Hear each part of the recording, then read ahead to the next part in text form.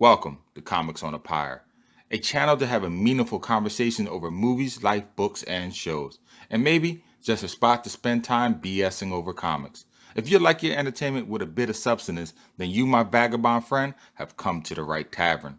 Tether your horse by the post and come right on in and warm yourself by the fire. Tap that subscribe button, and for the next few minutes, my fellow George Carlin reprobate, lend me your ear.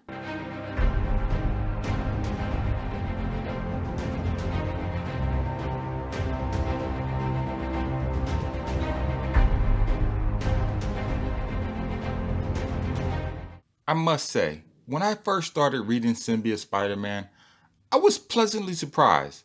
I was not sure what I was getting into, but when I did, I have to admit, I was apprehensive. A modern day retro story about Peter Parker's earlier days with the symbiote suit? Is it a retcon story? Correcting some component of the past? Will there be some inconsistencies in the story? Well, I'm pleased to tell you, as a longtime reader of the Wallcrawler, I personally found none. And that's to say a lot, as this was a monumental and turbulent time for old Webhead. And I believe the story's firm groundedness of the past was largely due to this man, Peter David. If you don't know him, Spider fan, then you should, and he is responsible for many of Spider-Man's stories in the past. His sharp wit and one-liner style of writing really fits in with Spidey's storytelling style. I remember back in the day, every time I picked up one of his issues, it always made me laugh. But comedy is not the only enjoyment this storyline has to offer. It's kinda neat, actually. Symbiote Spider Man is like an untold story of the past, which it actually is.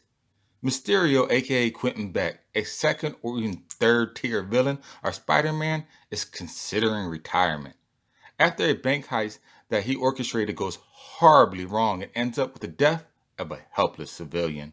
Quentin, realizing that he would never be a formidable foe for Spider Man because of his uneasiness with death, decides to hang up his dome. But because of a mix up at the cemetery, and you would just have to read the story to find out exactly what I mean, Spider Man intervenes in Mysterio's retirement, causing Domehead to be enraged and refueling his desire back into his life of crime. But because of Spider Man's miscalculated actions, a series of events took place that we, Spider Man readers of the 80s, never bared witness to. Such seminal events as Mysterio being Spider Man's first nemesis to witness the power of Peter's new outfit, how it moved of its own accord, even going as far as to protect Peter when he was unconscious, even killing potential threats. In this story arc, you even see Mysterio, who I believe is the first Spider villain to actually take possession of the symbiote suit. That's right, a part of the symbiote actually bonds with Beck, and together they work as one.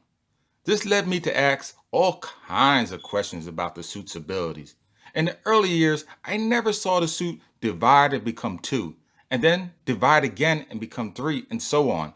This seemed to be a new ability. There is an important scene where the main symbiote suit tries to reabsorb a slither that has been sliced off of the main, and the slither rejects the whole and runs off, deciding to adhere to a new host, making me believe once a piece is severed from the whole, it is of its own sentient being now, capable of making its own decisions, even if it goes against the will of its main part. Very interesting. Also, it's been so long since I read old issues of Amazing Spider Man that I actually forgot that for a time, Peter actually dated Felicia Hardy, Black Hat, back in the day. And this is where, if I was to punch holes in the story's overall arc, it would be here. I found two things a little hard to believe. First, that Black Cat will betray Parker's trust so easily. In the story, Mysterio finds some leverage over Felicia, something concerning her origin. And to get to him not to tell Spider-Man about it, Mysterio blackmails her to bring him a piece of the symbiote suit, which she does. Why would she do this? Her origin had nothing to do with Spider-Man. Though it may have been shameful, it was her past, and she is now currently making attempts to reform herself. If she knew Parker, She could have told him herself and just let the chips fall where they may. But I believe he would have forgiven her anyway. But by going around his back and stealing a piece of his suit to give to his enemy, now she has gone and betrayed his trust, creating an offense that if he was to find out about, he certainly would be mad, thereby effectively creating two sordid secrets for Peter to get upset over. If he ever found out about the second one, it would certainly drive a wedge between them and in their relationship. The second thing that was hard for me to believe is just how easily she obtained a piece of the suit. I mean, she simply just walked up to it and cut a piece off of it. You mean to tell me the symbiote, a sentient being, would allow her to sever a piece of his own body without putting up a fight? I found this highly unlikely.